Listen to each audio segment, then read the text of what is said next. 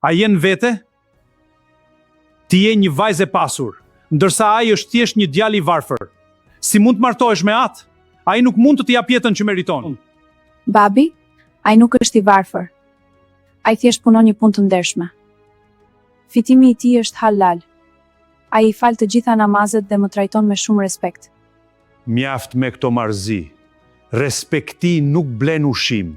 Ti do të martohesh me personin që kemi zgjedhur ne për ty. Babai jot ka të drejtë. Ky djalë nuk është për ty.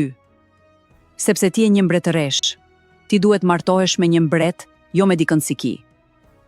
Mami, unë e dua atë. Ai është vërtet njeri i mirë. Vendimi ynë është përfundimtar. Ose zgjidhe atë, ose neve. Ose zgjidhe atë, ose neve.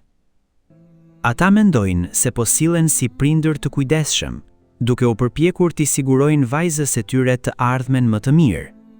Ata përdorin fjalë si mbretëresh për të fshehur krenarinë e tyre dhe obsesionin pas parave dhe statusit.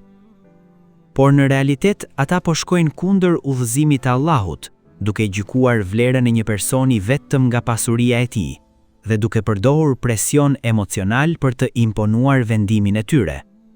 Vajza këtu nuk po përpiqet të fshehë asgjë dhe as të nisë një lidhje të ndaluar.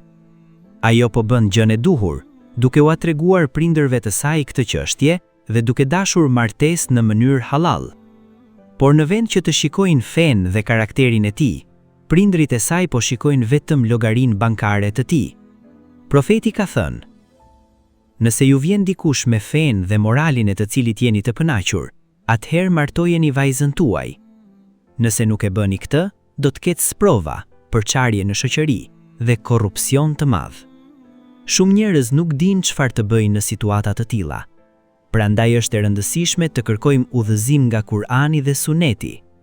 Çfarë mendoni ju? Shkruani mendimin tuaj në komente.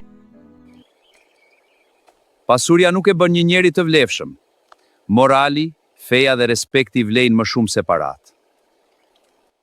Kur prindërit zgjedhin pasurinë mbi moralin, ata rrezikojnë të humbin lumturinë e fëmijës së tyre.